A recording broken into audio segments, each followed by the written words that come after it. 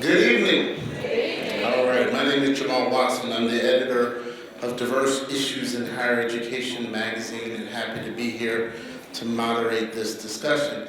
I'm aware that it is getting late, so we won't be here all night, but at least we wanted to have the opportunity to engage with these deans and ask them some questions about their career and their trajectory, and also some advice that they may want to give to aspiring lawyers. So I want to start off with that question, and then I'm going to open it up to the folks here. This is a rare opportunity for you to be able to engage with the dean, so I hope that you take advantage of that. So we'll have a Q&A for about half an hour. What advice would you all give, and we can go in any order, to aspiring lawyers in this day and age? What advice would you give? Anyone can jump in. Okay, I'll start.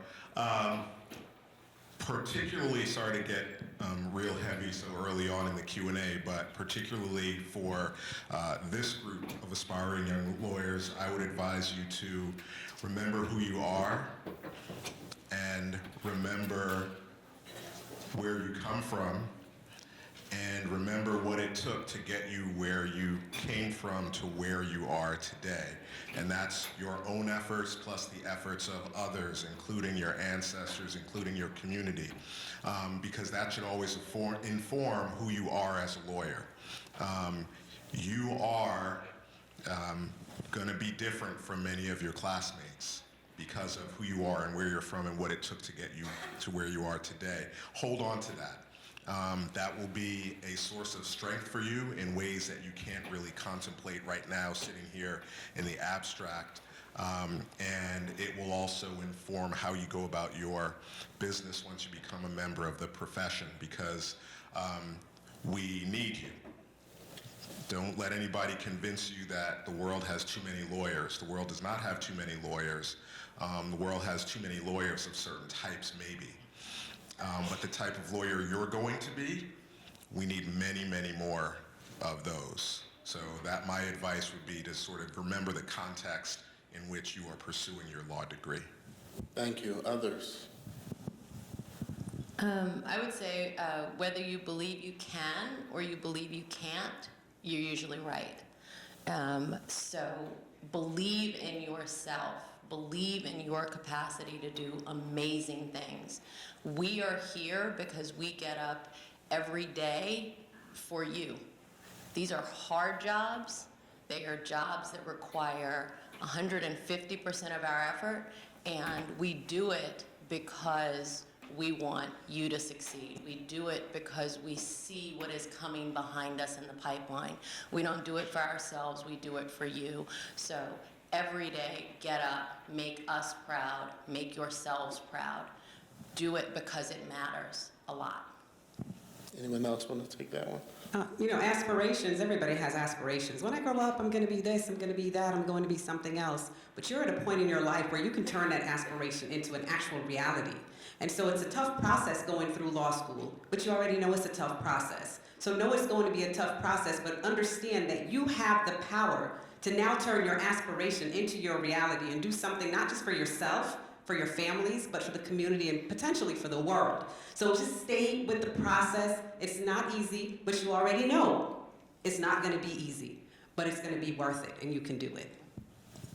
I would just add, keep an open mind. You may go into law school with one desire of the perfect job, perfect area of the law, but an opportunity might arise in another area. Consider and pursue all opportunities, because you as a young, new, aspiring lawyer, and even as a baby lawyer, don't know all the things that that opportunity could bring to you. And so just keep an open mind. When I went to law school, I said I would never do criminal law. And I would never move back to Nevada, where I grew up. My first job opportunity happened at the Las Vegas, the Clark County District Attorney's Office. And the person who hired me is now in the Ninth Circuit Court of Appeals, the only black woman in the office at that time. I said I would never do criminal law because I didn't think that area of law opened the opportunities of civil rights that I really wanted to do when I was in law school. But now as a professor in criminal law and criminal procedure, all I write about is civil rights, the civil rights side of criminal law. So you don't know how that opportunity might be the real area that you could enjoy. We know that there are challenges as it relates to recruiting and retaining African Americans in law school. I was wondering, are you all encouraged though from where you sit? Are things looking better? Are you hopeful and optimistic about the future in terms of moving the needle with regards to students of color? There's silence there, so maybe not. I mean, I think I'm hopeful because of this room. I mean, we're sitting in this room, and I think when you're dean, you can really sort of set the stage, and you can say, these are my priorities. These are my goals for admissions. These are my goals for retention. These are my goals for the classroom climate, right? The environment in the law school, and you really set the tone for everything. And we have 27 people now who are setting a different tone than in all of their law schools, and and that has an impact on other law schools. And so that makes me really hopeful because there are more and more people who are becoming deans who value the things that we do. Yeah, I would add too that I'm also very hopeful because I think I've never seen a time in the profession when there's been more awareness of the desperate need this profession has for more lawyers of color, all kinds of diversity, but for this room today, more black lawyers, this profession will not be able to do the work it needs to do to protect this democracy, which sorely needs protecting, if it is not representative of the people who make up this nation. So because of that, I think there's a new awareness across many different sectors that helps us do the work that we want to do, the kind of work that Angela was talking about. As we push our agendas in our law schools, I think we are finding new allies and new sources of support, financially and otherwise. So you need to continue to stay the course, and you need to tell your friends, anybody who's thinking about law school, that there's never been a better time to try to come. Great, thank you.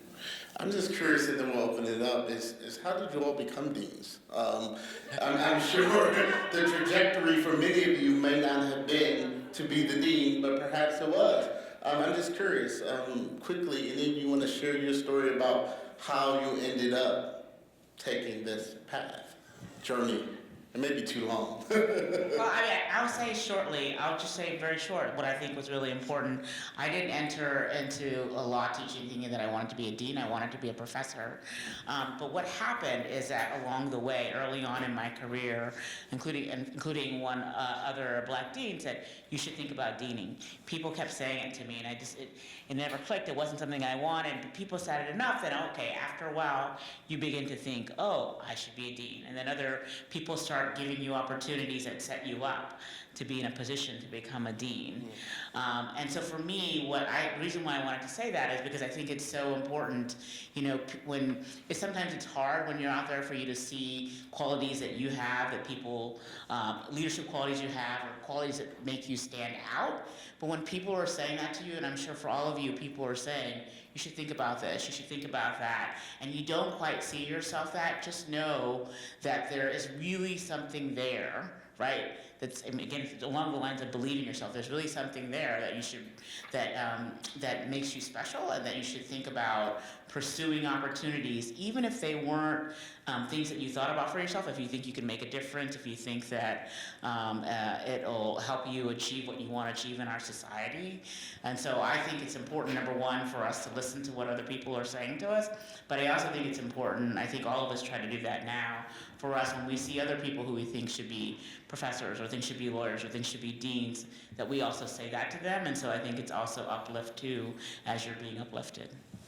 Also related to that is the importance of networking, because I know one of the things that led me to dean positioning was the networking amongst people on this very stage and throughout the legal academy. So I would always kind of keep that up as a kind of forefront.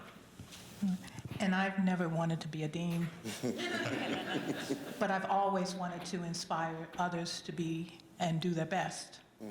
And I found that the only way for me to be impactful in that way was to be in this position. Because where I was not giving me the ability to leverage all the resources and to be in the position to be a role model for others. I was raised in Montgomery, Alabama during a time of the early 60s, and I can tell you, even though I'm not that old, I still remember the colored-only lines and having to be in the colored-only places. And I still remember when places were closed down before they would allow someone like me to actually attend or patronize a place. So to be in a position where people can see where I have come, and I can take what I've learned, I can take my background and be an inspiration for others. Because as was mentioned earlier, so many of our young people of today have not experienced what many of us in this room have experienced. And they may not believe that this is a post-racial society, but they live as if it is. And for them to wake up now and to be ready to give of themselves to make sure that their rights and others' rights are safe. For someone like me to be there for them and to be that role model and to be impactful, I have to be the dean. I have to be the dean. If I was born in this country, I would have to be the president of the United States. But right now, I'll settle for being dean. Sounds good. I did not start teaching in order to eventually become a dean. I started teaching in order to be a professor. I would say that there was more than a bit of serendipity in my ultimately becoming dean, because I happened to get an office that was across the hall from the then associate dean, who became the dean, and all along the way, she has been a mentor to me. And she is not Black. So I would say, in addition to networking, take advantage of mentorship no matter where it comes from. If it's a positive relationship with someone who believes in you and believes in your capabilities, then take the time to learn from that person. So it wasn't what I planned, but I guess it was part of a plan that was set out for me. Not only did I not want to be a dean, I didn't even want to be a professor. I was a litigator for 10 years, and I loved being in the courtroom and making my opening and closing arguments and doing all my depositions and discovery. And I kind of fell into academia just to go and set up a clinic at the law school. Took a sabbatical from my firm, and 15 years later, I'm still at the law school. So I say that to tell you that as Dean Onwuachi-Willig pointed out, sometimes people will see things in you that you don't see in yourself. And so in keeping with what Dean Lawson said, you have to always keep an open mind. Don't be too rigid about your career path and what it is that you're going to do. At the heart of being a lawyer is being a servant. You are to serve. It's not just, put money in your bank, put money in your pocket, you get the nice things you want. You become a lawyer because you want to serve your community, your family, and so in this capacity, we're able to do service to the aspiring lawyers. And so that's why it's so important for us to be in these positions. But don't ever close your mind to what you think you're supposed to do when you get that law degree, because the sky truly is a limit when you have a JD. I would just piggyback and say, volunteer to do hard projects. Volunteer to be the person in the room. I think that helped me become the dean, because I was willing, no matter where the conference, no matter where the discussion, I was willing to go, even if I didn't know much about it, to be that representative, to have that discussion, and to take on the challenges. And I think that is the breeding ground for your leadership development. So just be willing to be part of a new thing, even if you're not sure where that thing is going to take you. Well said. Let's open it up for some questions for the deans. Is there anyone who has a yes? Please stand. There's a microphone right there. Just be very loud. My name is Joan Douglas, and I was wondering, when you're reading a recommendation, what are the questions you definitely want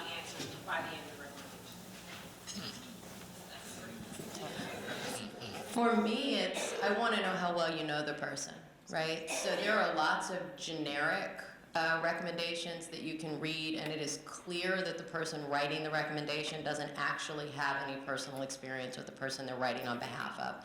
So it is much more impactful to me to read a recommendation from a less impressive recommender if the recommender has true personal knowledge of the person they're writing about and can speak to those person's qualities in a first-hand way. I would like to see the challenge, or read about the challenges that that individual had to go through and how they resolved it, how they worked through it, because it's all about the grit. And it's not about how smart a person is. It's not about the wonderful pedigree that they might be able to bring to the school, but it's whether they will be able to survive it, whether they would be able to have that energy and that perseverance to work through it. Because I'm not looking just for that individual to come into the classroom, but how they inspire others, how they work with others, because we're all better together. So someone who's gone through something and became a better person because of it, that's the person that I think would make a very good lawyer and someone who would be able to advocate well for another person. Other questions? Yes.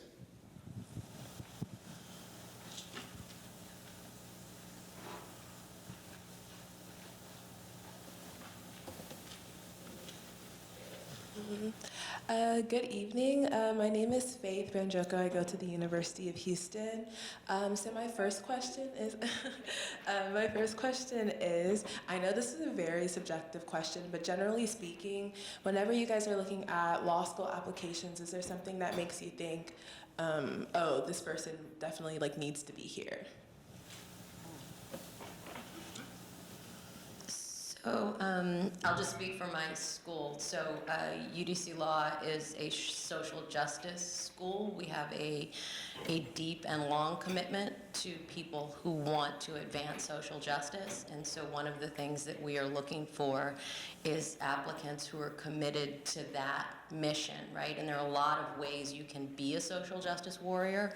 I tell people all the time, if we had had more social justice warriors in the banking industry, we wouldn't have had the crash of '08, right? So I don't think everybody has to be a public defender to be a social justice warrior, but we are looking for people who are committed to advancing the public good collectively. I think Go ahead. we're looking for people who are going to add to the intellectual life of their class and to the campus while they're there, and then be of great service to the community once they graduate. And so that can take a lot of different forms, and that can come across in a lot of different ways in someone's application. But if I'm looking at two students with the same GPA and the same LSAT, and maybe even from the same undergraduate college, the question that the application should allow me to answer is, why would I want that person sitting in my first year contracts class as opposed to the other? And that goes way beyond just your numbers. It's really who you are as a person, why you want to go to law school, what you may have done up until this point that demonstrates that you will both, I think, make a contribution while you're on campus to the life of the school, and then also make a contribution to the community afterward. And I want to know your why and how well you articulate it, because that says a lot about your reflective ability in terms of how you're reflecting on your life and what you're planning on doing with it. Law school is just an avenue by which, a tool, a resource for you to get to where you want to go. And I would want to have people who come to our school that see our school as a vehicle to help them get where they want to go. So the more I know about your why, the more I know how well you align with what we have available to give you to help you to get where you want to go. I would say we're also looking for authenticity. So I think whatever the story it is that you want to craft, it should really, really be your story. What's the story you want to tell the law school about what you're going to contribute to the profession? or to that institution. And then I would say, the one thing I think a lot of students don't realize is you have a hand in how you craft your story, not only in the essays that you write, but when you ask for recommendation letters. You know, think about what it is that you want to say. Give recommenders the examples that they might. If your story is, you know, I had a slow start, had a rough semester my first semester, but every semester I've improved, or you know, or I've always been someone who sort of had a slow start, but I always improve and get, you know, there. Give them examples. It could be an example from childhood. It could be an example from high school. But then again, it illustrates. It sends a message. The person knows you, but then you've given them also examples stand out. When people read recommendation letters, and that's part of why they stand out, is because it shows that they know you. But I think that whatever is a story you want to tell it in your essay, but also I think it helps if your recommenders are also telling a story about why you should be admitted, and you can help them by giving them the examples that they could use to tell that. Does that make sense? Okay, thank you so much. You guys kind of also answered my follow-up question, so thank you. Other questions? Yes. And then we'll come here. Yes, sir.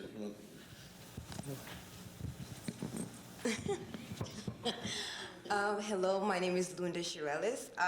I am going to ask this question on behalf of other law school students who are present today. They were wondering if what are some common mistakes applicants make that worsen their chances of being accepted, particularly understatements? I think the one mistake that I know that comes out a lot is you've written one statement for all your schools, but you forgot to change the names when you submit it, and you would not believe how often that happens. And you know, I'm not at all opposed to, you know, coming up with a statement that you're going to use for multiple schools, but one of the things that we're trying to teach you as a lawyer is care and precision. And if in your attempt to get into law school you show a lack of care and precision, that could be a school-ending mistake, at least for that particular school. I mean, obviously we're not going to always make it so, you know, it's not like the guillotine is falling, but I do think it's the kind of thing you really, paying attention to detail in a law school application is probably one of the most important things you can do. So don't rely on your own edits. Pass it around, get people to read it again, read it a third time, have someone else read it, then send it in. Any other suggestions? Okay. Also, the lack of authenticity that Dean Onwuachi-Willig talked about. If you have a story and it is your story, make sure it is your story and it's not something you borrowed from Power or How to Get Away with Murder or something else. Because it will come through if you have this big embellished story.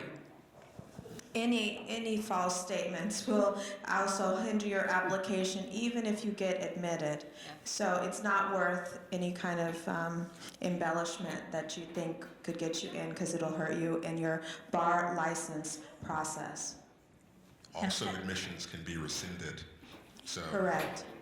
After tuition has been paid. And I would like to add that those who put in their personal statement that the reason why they want to go to law school is that they're great at arguing, and that they argue with everyone, and everyone their family says they argue a lot, because that just tells me that there could be a potentially litigious individual, and they don't work well with others. So it's not about arguing that would make you a good lawyer. Great. I think one of the things we all say to our students too is that the best lawyers are the people who listen the best, right? So the arguing too, I mean, a lot of people will say that you should go to law school because you're great at arguing, but listening is also it is really an important skill, because you're listening for what are the hints that other people are telling you, what someone not telling you, why that might be important, that omission might be important. And so really the best lawyers are also the best listeners as well. Working well with people. Yeah. Yes.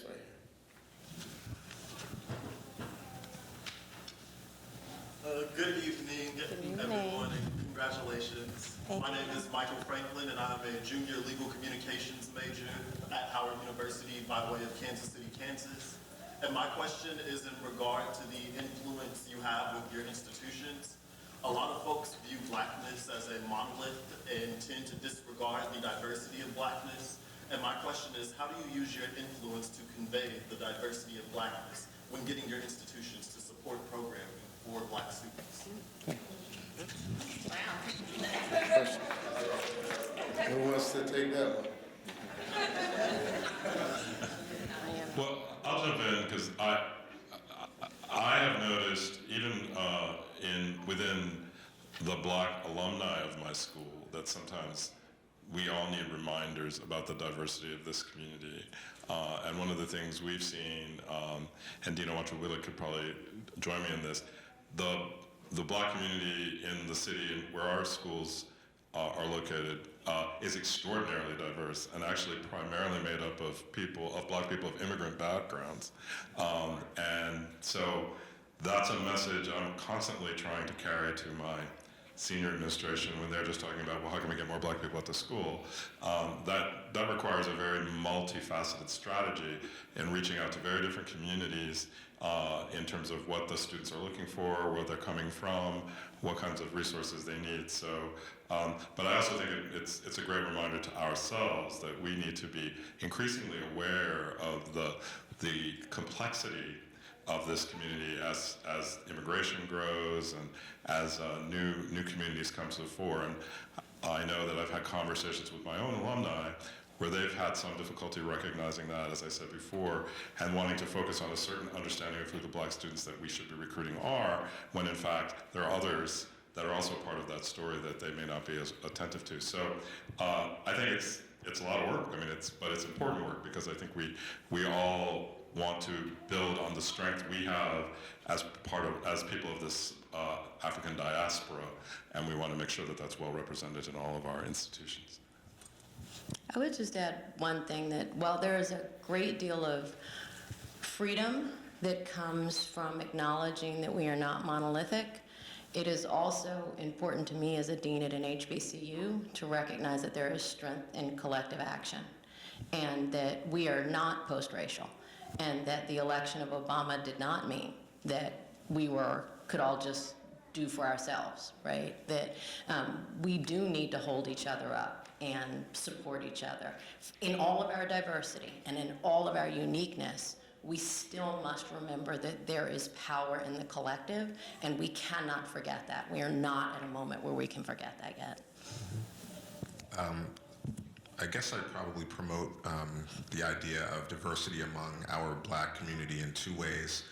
I've tried to encourage, and I have been at various times, and I think I might be now simultaneously, faculty advisors to BALSA and LALSA on our campus. And I've encouraged the two groups to do a lot of work together because they're actually, as everybody in this room can probably appreciate, there are black people in Latin America, and there's actually a good degree of overlap in the membership between the two organizations. And I think that the fact that those two organizations see each other as allies makes them each stronger. The other thing I talk to a lot of my students about is diversity in thinking about their own opportunities and their own options. There is no one way to be a black lawyer, and we need black people all over the profession.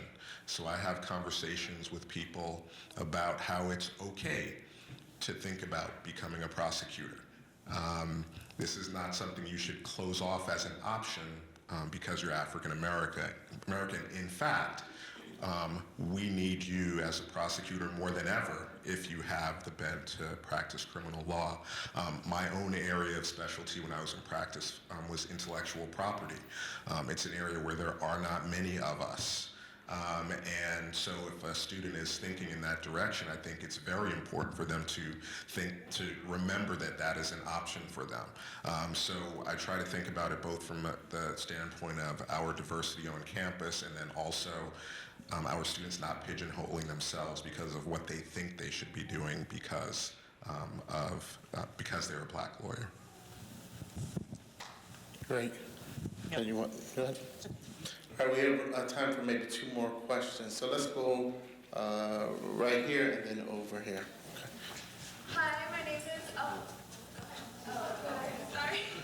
Hi, my name is Michelle and I attend the University of Florida. And so my question was, how do you guys encourage your students to get involved in the current political activism? So currently there's the Rodney Reed case, and I'm just wondering if you guys actually encourage students to get involved in like what's going on now, especially like what's going on with Rodney and Byron Allen versus Comcast. Is like you guys are speaking to your students about like what's going on now and for them to make these phone calls and to be proactive in getting change done.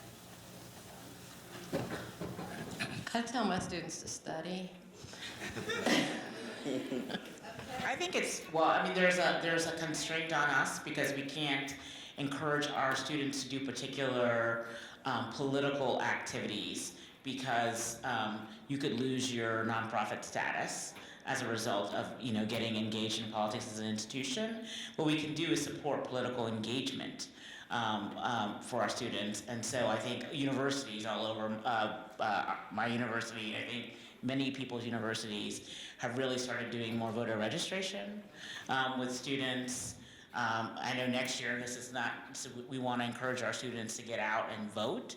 And so next year on our calendar, one thing that we've done is we've made a voting day, a day where the classes are suspended. There won't be classes on the day so that either our students can make sure they would probably vote anyway, but also that, or they could go out and participate in activities to make sure other people are getting out to vote.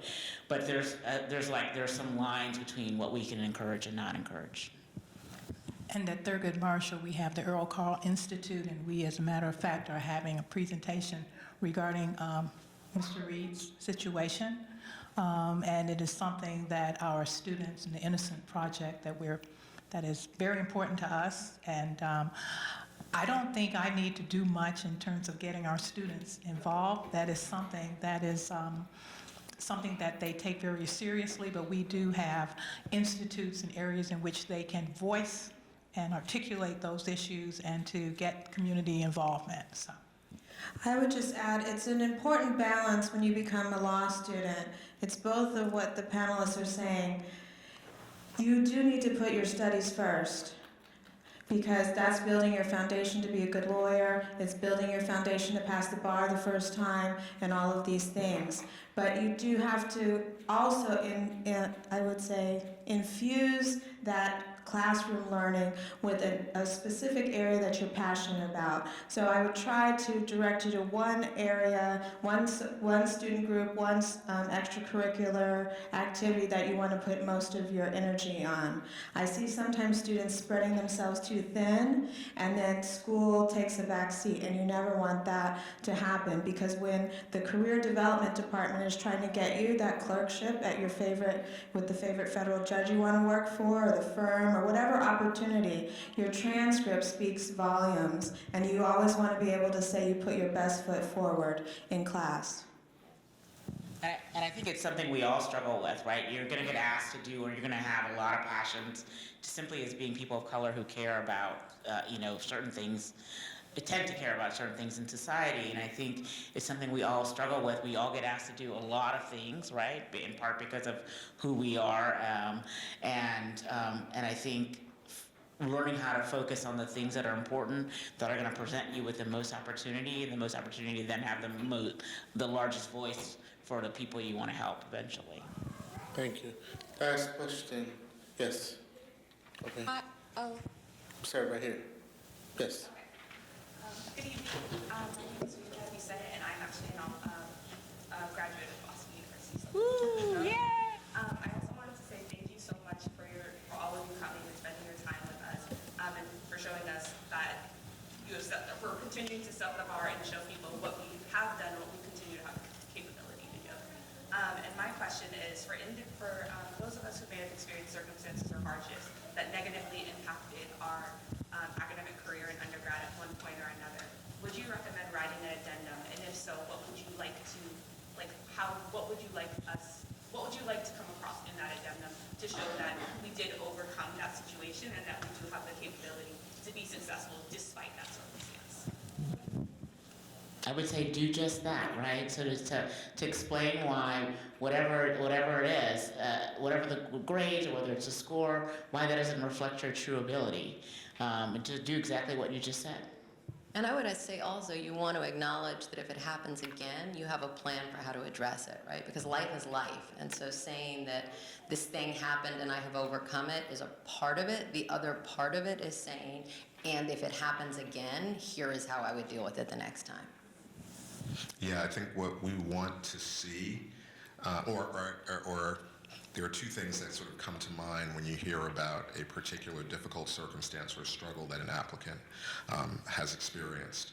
First, you feel empathy for them, and then second, you want to make sure that they're in a good place to be able to start law school, right? So we want to know that it's something you've come through and that you have a plan for dealing with the situation if it arises in the future. And if you can point out where in your academic record where during periods where there were no issues that you did well, that whole picture gives us more confidence, I think, in giving you a place in the class. We don't want to set you up to fail. And I would always rather, and I've sometimes advised applicants this way, if it doesn't seem like the situation has really resolved itself and you're in a good place to be in law school next fall, guess what? There's a fall after that. And don't put yourself in a position to have to leave school if you can help it.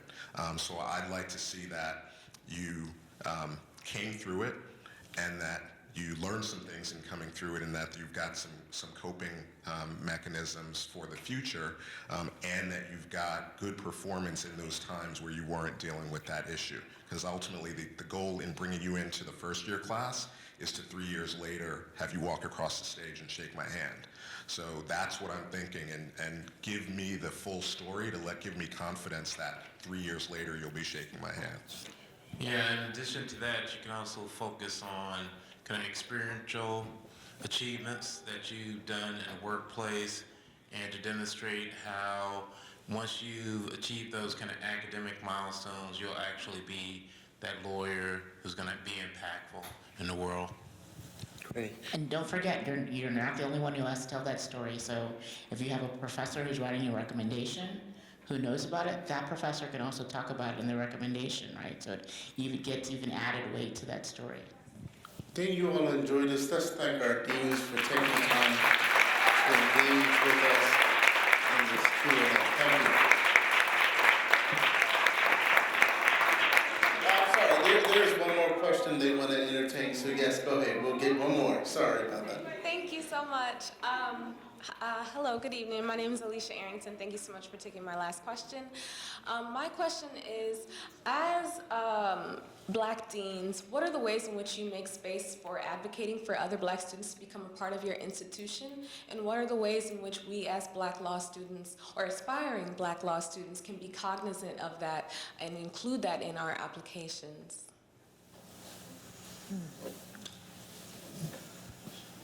I think we could say we all meet with our admissions deans, right?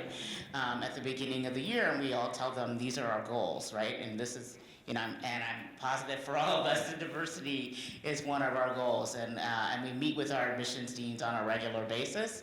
And so I'm always asking, what does the class look like? And I'm sure we're all doing that. And so I don't think there's anything you need to put in your application for that, because I think that we're sort of monitoring on that end is what I would say, yeah.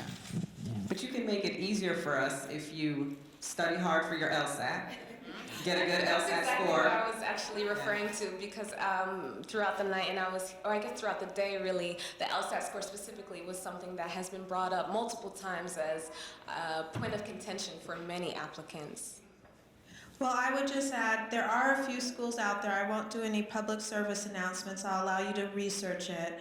But there are schools that give opportunities to earn a seat in the class with their pre-summer program. And so I would look for those. If you're in a situation where your LSAT score is not going to make you eligible for any law school, for example, there are a few schools out there that will give you an opportunity to prove yourself through their program in the summer where they put your score aside and they give you their own tests over a series of weeks, and you can earn a seat in the class that way. Also, the CLEO program helps you to prepare in advance. And there are a couple of schools now that are taking GREs instead of LSATs, so that's another path. Thank you. But what I would say specifically with either of those tests, do everything you can to put yourself in the best position you can be in. Not everybody is a good standardized test taker. Standardized tests have many, many problems when it comes to bias, but put yourself as an individual in the best place you can be vis-a-vis that test. So whether it's the GRE or the LSAT, do your best preparation. And that might mean seeking outside help, investigate with schools you're interested in, whether they have programs, whether it's a summer program, whether it is, we actually offer on our site an LSAT prep course. So find out what all of the resources are to allow you to put your best foot forward with regard to that part of the application.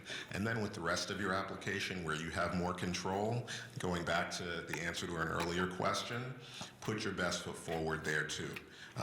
One of the things that we do, or that I do certainly in addition to setting certain goals for admissions, is I make sure admissions understands the breadth of quality institutions out there in terms of undergraduates that we might get applications from. So we have certain schools that we call our feeder schools where we're used to seeing them, and we have other schools that we don't see applications from as often, and if those schools are HBCUs, sometimes it's my role to educate the admissions office as to the quality of those institutions. But if I put myself out there with my admissions dean to take a close look at an applicant from a school they're not familiar with, that application better be perfect. No typos, no references to the wrong school, right? So it's that, your work in putting your best foot forward, and then my work in making sure my admissions dean understands the full context of your application. That's what gets us to the best result. Let's thank our deans again.